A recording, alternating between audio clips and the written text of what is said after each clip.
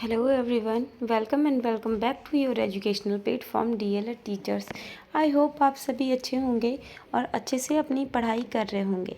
DLR first semester का जो हमारा सेकंड पेपर है वो शिक्षण अधिगम के सिद्धांत का है और शिक्षण अधिगम के सिद्धांत में हम अपना 4th चैप्टर डिस्कस कर रहे हैं, जिसके फर्स्ट पार्ट में हमने 5 शिक्षण सूत्रों को डिस्कस कर लिया था और आज हम 6th नंबर का शिक्षण सूत्र देखने वाले हैं। ठीक है, इससे पहले अगर आपने प्रीवियस क्लास को नहीं देखा है तो उस क्लास को ज़रूर देखिएगा, क्योंकि बीच से फिर आपको क्लास अच्छे से समझ में नहीं आएगी और नोट्स बनाते चलिएगा। तो चलिए टाइम को वेस्ट ना करते हुए स्टार्ट करते हैं हमारी आज की क्लास को, जिसमें हम पढ़ने वाले हैं प्रत्यक्ष से अप्रत्यक्ष शिक्षण सूत्र को। 2017 में आपसे क्वेश्चन पूछा गया है यहाँ से, तो चलिए देख लेते हैं। इस सूत्र के अनुसार छात्रों को सबसे पहले उनके द्वारा देखी गई वस्तुओं के बारे में बताना चाहिए। इसके पश्चात उन वस्तुओं के बारे में जिन्हें वे नहीं देख सकते। क्या है प्रत्यक्ष से अप्रत्यक्ष की ओर? सबसे पहले बच्चों को उन चीज़ों के बारे में बताना चाहिए, किन चीज़ों के बारे में जिन्हें वे देख सकते हैं, ठीक है, या उनके द्वारा देखी गई हैं चीज़ें जो देख चुके हैं वो। और उसके बाद उन चीज़ों के बारे में बताना चाहिए जिन्हें बच्चे नहीं देख सकते। ठीक है, अर्थात छात्रों को पहले उनके वर्तमान की जानकारी कराई जाए, फिर उसी की सहायता से भूत या भविष्य की, क्योंकि जो वस्तुएं हमारे सामने होती हैं उनका ज्ञान हम आसानी से प्राप्त कर लेते हैं। ठीक है, अतः शिक्षण के समय शिक्षकों को प्रत्यक्ष वस्तुओं, तथ्यों, घटनाओं की जानकारी, एक मिनट रुकिए, जानकारी देने के लिए सबसे पहले प्रत्यक्ष, रुकिए पहले मैं आपको यहाँ तक समझाती हूँ। देखिए, प्रत्यक्ष से अप्रत्यक्ष शिक्षण सूत्र क्या कहता है कि सबसे पहले बच्चों को उन चीज़ों के बारे में बताइए जो बच्चे चीज़ें देख चुके हैं, ठीक है, जो बच्चों ने देखी हैं चीज़ें। फिर उसी के आधार पर आप भविष्य और भूतकाल की जानकारी कराइए, यानी कि जो बच्चों को नहीं पता है, फिर जो चीज़ें नहीं देख सकते हैं बच्चे, उनकी जानकारी कराइए। ठीक है, क्योंकि क्या हो जाएगा ना, क्योंकि छात्रों को पहले जब वर्तमान की जानकारी कराई जाएगी तो उसी की सहायता पर भविष्य की, देखिए, क्योंकि जो वस्तुएं हमारे सामने होती हैं उनका ज्ञान हम आसानी से प्राप्त कर लेते हैं। कोई भी चीज़ हमारे सामने रखी है, मान लीजिए, ठीक है, अब हम उसको देख कर किसी चीज़ को सीख रहे हैं, किसी चीज़ को जब हम देख कर सीख रहे हैं तो वो चीज़ हमें बहुत अच्छे से आसानी से समझ में आ जाएगी। लेकिन जिस चीज़ को हमने कभी देखा ही नहीं है, ठीक है, उस चीज़ को समझने में थोड़ी सी प्रॉब्लम आ सकती है। तो इसीलिए कहा गया है प्रत्यक्ष से अप्रत्यक्ष शिक्षण सूत्र के बारे में कि बच्चों को पहले क्या करना चाहिए, उन चीज़ों के बारे में बताना चाहिए जिन चीज़ों को बच्चे देख चुके हैं, फिर उसी से कनेक्ट करके बच्चों को जो चीज़ें नहीं देखी उनको दिखाइए। चलिए देखते हैं, देखिएगा। शिक्षण के समय शिक्षकों को उसके अप्रत्यक्ष वस्तुओं, तथ्यों, घटनाओं की जानकारी देने के लिए पहले प्रत्यक्ष वस्तुओं, घटनाओं के उदाहरण प्रस्तुत करने चाहिए। मान लीजिए किसी चीज़ को पढ़ा रहे हैं, ठीक है, किसी भी चीज़ को पढ़ा रहे हैं, मान लीजिए किसी जानवर के बारे में पढ़ा रहे हैं, हम बता रहे हैं कि जानवर ऐसे होते हैं, ठीक है, लेकिन सबसे पहले क्या पढ़ना पड़ेगा, किसी एक प्रत्यक्ष जानवर को दिखाइए कि सबसे पहले तो ऐसे होते हैं, ठीक है। मोस्ट ऑफ द केसेस में इनके 4 पैर होते हैं, 2 आंखें होती हैं, 2 कान होते हैं, इसी संरचना पर ये होते हैं और सबके शरीरों की बनावट अलग अलग होती है, ठीक है। फिर धीरे धीरे बच्चों को बताइए। देखिए, जैसे उदाहरण देख लेते हैं, सामाजिक विषय में ग्लोब, मॉडल, चित्र आदि के माध्यम से संसार के विविध भागों के बारे में बताया जाए, ठीक है। दिखा दिया हमने, क्या कहा, मान लीजिए हम कहीं हर जगह, देखिए कुछ चीज़ें बच्चों ने नहीं देखी हैं, ठीक है, लेकिन जो हम दिखा सकते हैं, हमने संसार का, हमने ग्लोब उठाया, ठीक है, ग्लोब पर बच्चे को किसी देश को दिखाया ग्लोब पर, ठीक है। फिर हमने क्या कहा, देखो ये एक देश है जो विश्व में आता है, ठीक है। और अब क्या कर सकते हैं, हमने मोबाइल पर वीडियो चलाया और बच्चे को दिखाया ये देश ऐसा है, जलवायु ऐसी है यहाँ की, ठीक है। अब इससे ही रिलेटेड, जैसे कि यहाँ की जलवायु ठंडी है क्योंकि ये समंदर यहाँ से, क्योंकि इस देश का टेम्परेचर कम रहता है और यहाँ पर बेसिकली लोग बहुत ही गोरी स्किन के पाए जाते हैं। क्या रीज़न है? अब हम ऐसे देशों के उदाहरण लेंगे जहाँ पर सब देश, जैसे हमने ऑस्ट्रेलिया ले लिया, ठीक है, ऐसे ही देश हमने ले लिया जहाँ पर लोग इसी स्किन टाइप के पाए जाते हैं, तो हम वहाँ की बता रहे हैं स्पेशलिटी, क्या बताना है, स्पेशलिटी की। फिर हमने जब एक देश को दिखाया, फिर उसी देश की सहायता से हम वैसी ही जलवायु के अन्य देशों के बारे में बच्चों को बता सकते हैं। ठीक है, चलिए आगे देखते हैं। 2019 में आपसे पूछा गया है विशिष्ट से सामान्य की ओर शिक्षण सूत्र। देखते हैं, इस सूत्र के अनुसार अध्यापक को पहले छात्रों के सामने किसी प्रकरण से संबंधित कई उदाहरण प्रस्तुत करना चाहिए। ठीक है, उदाहरण सदैव विशिष्ट होते हैं, इस बात का ध्यान रखिएगा। इसीलिए यहाँ पर कहा गया कि पहले उदाहरण पेश कीजिए, फिर बच्चों को नियम बताइए। ठीक है, मतलब चलिए देख लेते हैं। फिर उन्हीं की सहायता से सिद्धांत व नियम स्पष्ट करना चाहिए। ठीक है, अध्यापक को स्वयं उदाहरण प्रस्तुत करके छात्रों को निष्कर्ष निकालने के लिए प्रेरित करना चाहिए। यह सूत्र बालकों को निरीक्षण, परीक्षण, विचार, चिंतन आदि के अवसर प्रदान करता है। देखिए क्या है, विशिष्ट से सामान्य की ओर पहले आपको उदाहरण प्रस्तुत करने हैं। ठीक है, किसी भी टॉपिक को आप पढ़ा रहे हैं, आपने उसके कई उदाहरण दे दिए। ठीक है, फिर उदाहरण देने के बाद बच्चों से बताओ कि ये ऐसा उदाहरण दे, इसका क्या नियम है। ठीक है, बच्चों से निकलवाने का प्रयास कीजिए नियम। ठीक है, नियम जो है बच्चों से निकलवाने का प्रयास कीजिए। अब इससे क्या होगा, बच्चे के अंदर जो है क्या निरीक्षण, परीक्षण की, विचार करने की और चिंतन करने के बच्चे के अवसर मिलेंगे, और ये चीज़ें जो हैं बच्चे की डेवलप भी हो जाएंगी। निरीक्षण करने की क्षमता, परीक्षण करने की क्षमता, विचार, चिंतन, ये सब क्षमताएं भी डेवलप हो जाएंगी बच्चे के अंदर। इसीलिए क्या कहा गया है, पहले विशिष्ट यानी कि उदाहरण पेश कीजिए, उसके बाद में नियम निकालने के लिए कहिए बच्चों से। ठीक है, देखते हैं उदाहरण, देखिएगा। संज्ञा पढ़ाते समय पहले संज्ञा के एक से अधिक उदाहरण प्रस्तुत करने चाहिए।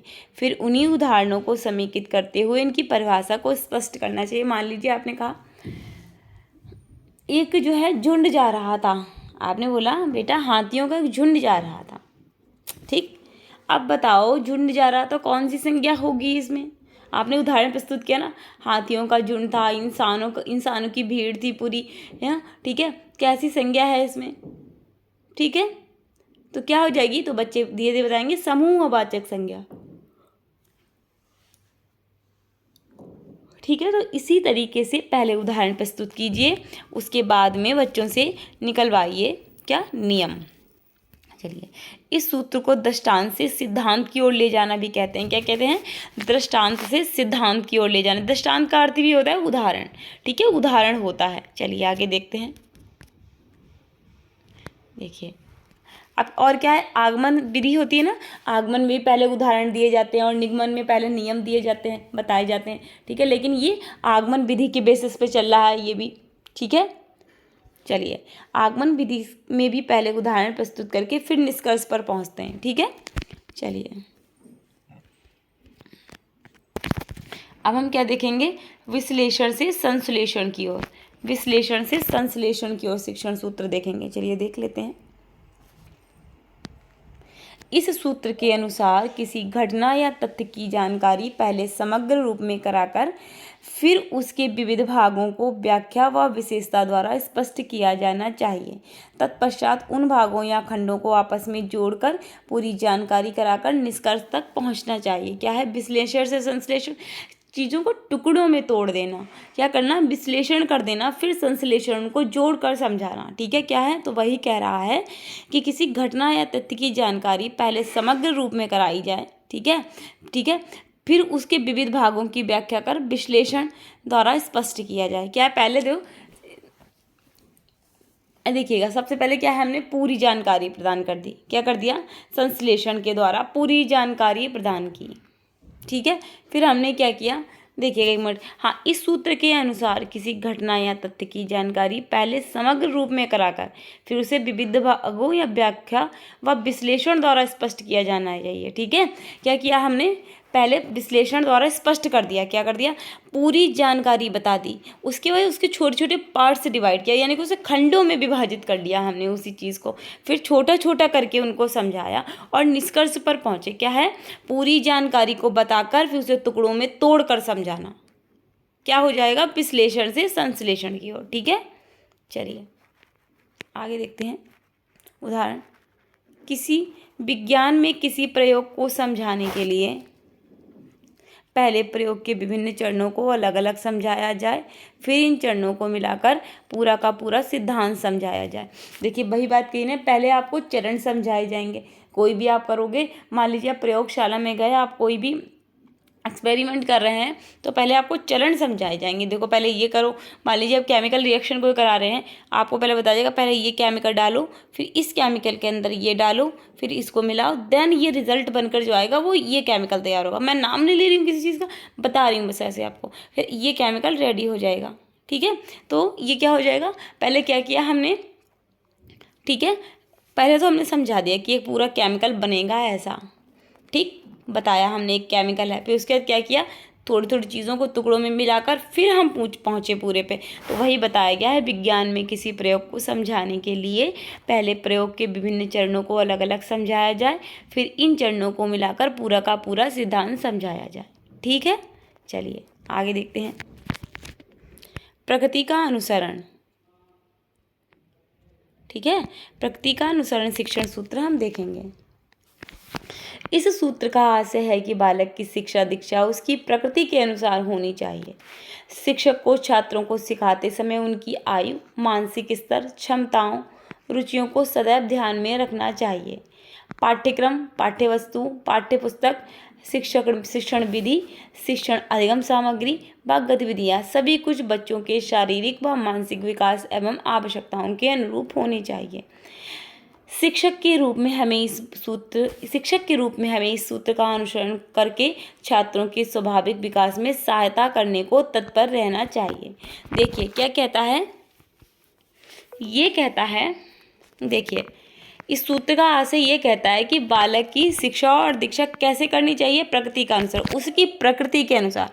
किस आयु स्तर का है, ठीक है, बालक किस आयु स्तर का है सबसे पहले, ठीक है, उसकी आयु कितनी है, मानसिक स्तर कैसा है, किस चीज़ में कितनी क्षमता है उसकी रुचियाँ कैसी हैं, उस चीज़ को समझने में रुचियाँ हैं वैसी या नहीं है, ठीक है, और ध्यान इन सब चीज़ों को ध्यान में रखना चाहिए, फिर पढ़ाना चाहिए।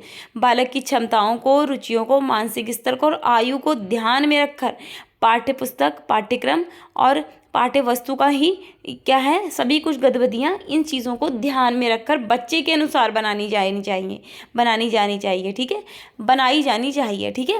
और शिक्षक के रूप में क्या है, इस सूत्र का अनुसरण करके छात्रों के स्वाभाविक विकास में सहायता करने को तत्पर रहना चाहिए, ठीक है, कि हमें हमेशा बच्चे की इस बात की पता रहना चाहिए कि बच्चे की क्या रुचियाँ हैं, क्या क्षमताएँ हैं, कितनी एज ग्रुप का बच्चा है, उसका मानसिक स्तर कितना है, इन बातों को ध्यान में रखकर ही हमें सब कुछ बच्चे के हिसाब से अरेंज करना चाहिए। ये कहता है प्रकृति का अनुसरण शिक्षण सूत्र, ठीक है। आगे देखते हैं,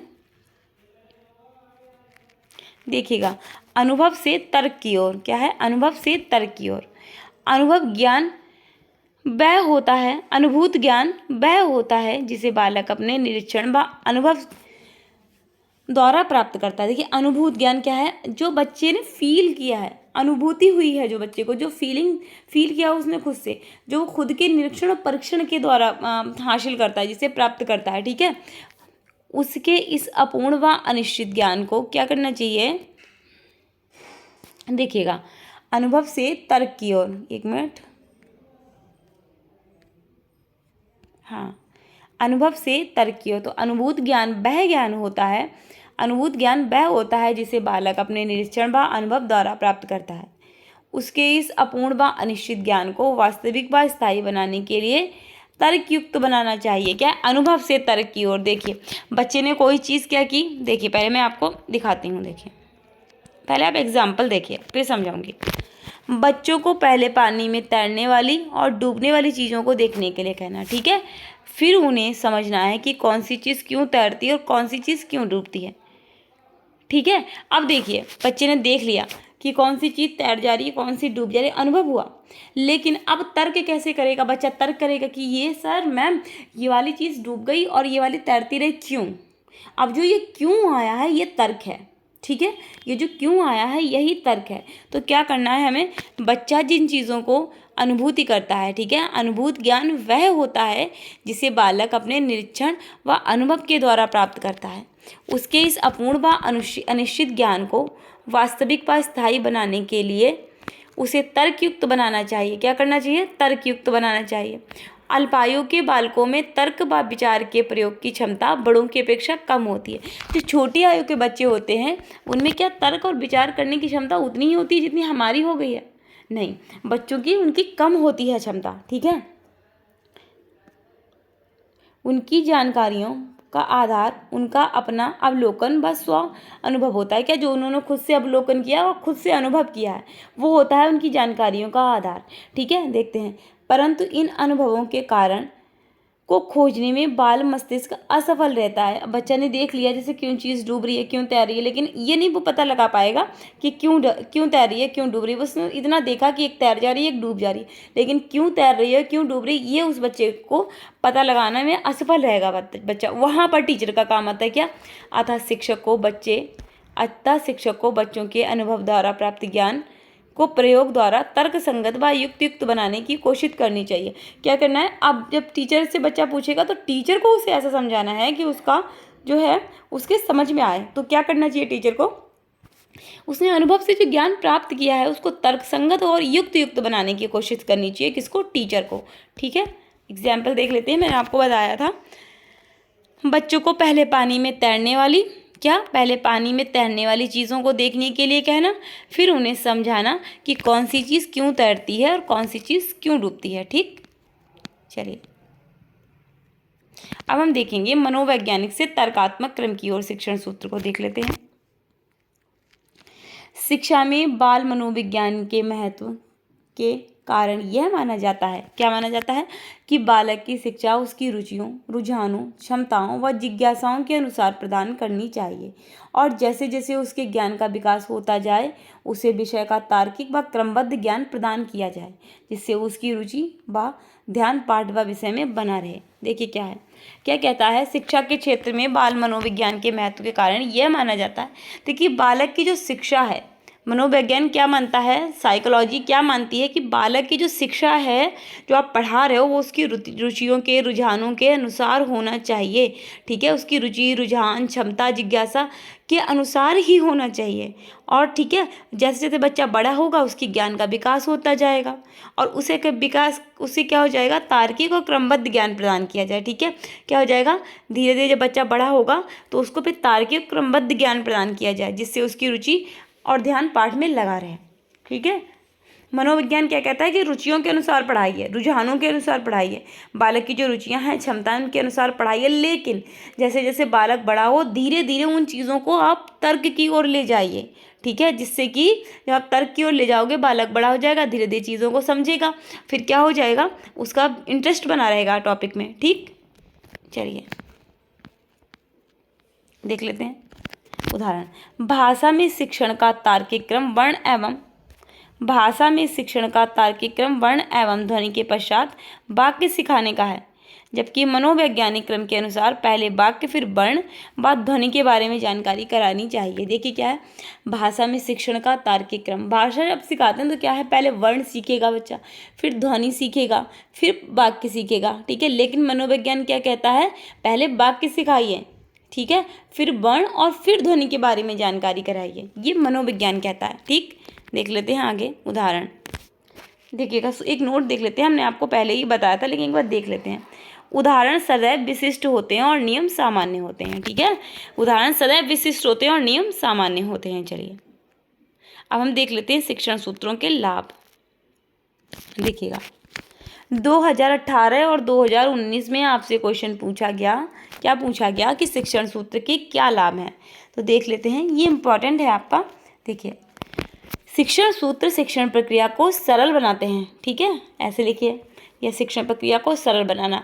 अब मैंने शॉर्ट में लिखा है तो आप ऐसे भी लिख सकते हैं कि शिक्षण सूत्र शिक्षण प्रक्रिया को सरल बनाते हैं, शिक्षण सूत्र शिक्षण को उद्देश्यपूर्ण बनाते हैं, शिक्षण अधिगम वातावरण को आनंदमय बनाते हैं, शिक्षण सूत्र छात्रों को अधिक प्रभावी ढंग से सीखने में मदद करते हैं। शिक्षण सूत्र ज्ञान को सरल और स्पष्ट बनाते हैं। क्या करते हैं?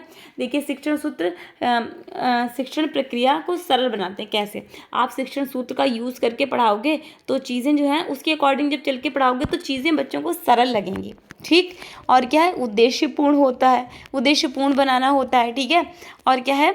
शिक्षण अधिगम वातावरण को आनंदमय बनाना होता है, लाभ होता है। ठीक है, शिक्षण सूत्र छात्रों को अधिक प्रभावी ढंग से सीखने में भी मदद करते हैं।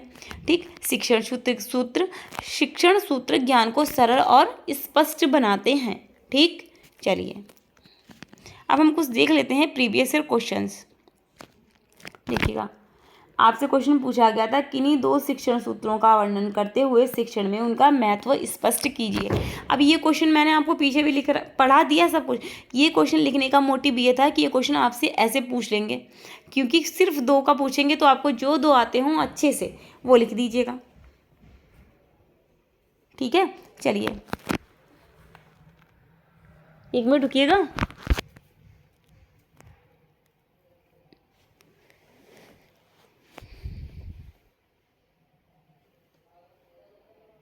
चलिए, हाँ, किन्हीं दो शिक्षण सूत्रों का वर्णन करते हुए शिक्षण में उनका महत्व स्पष्ट कीजिए। ठीक, क्या है? 2017 में, 18 में, 19 और 22 में यहाँ से क्वेश्चन पूछा गया आपसे।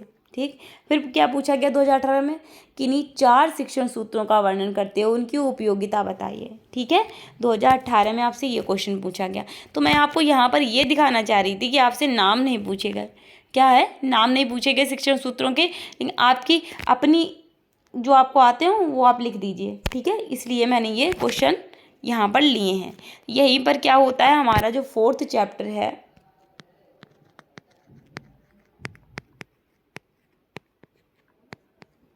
कंप्लीट हो गया है। ठीक है, हमारा 4th चैप्टर यहाँ पर कंप्लीट होता है। ठीक, आप लोगों को क्या करना है? नोट्स बनाते चलने हैं। क्या करना है? नोट्स बनाते चलने हैं। ठीक, बार बार कह रही हूँ, नोट्स बनाइए। अंतिम सप्ताह में अगस्त के आपके एग्ज़ाम्स प्रस्तावित हैं, तो नोट्स बनाते चलिए, कायदे से पढ़ते चलिए, बैक से बचिए। ठीक, आगे आप लोग बड़े बच्चे हो। ठीक है, आप लोग खुद समझते हो। चलिए, तो अगर आपको क्लास अच्छी लगी है तो क्लास को लाइक कीजिए, चैनल को सब्सक्राइब कीजिए एंड क्लास को अपने फ्रेंड्स ग्रुप के साथ शेयर भी करा करिए। भाई बहुत कंजूस हो गए हैं आप लोग, और बेल आइकन को प्रेस करना मत भूलिएगा। तो मिलते हैं हमारी नेक्स्ट क्लास में, तब तक आप लोग अपना ध्यान रखिएगा। Take care, bye bye, see you soon, bye bye.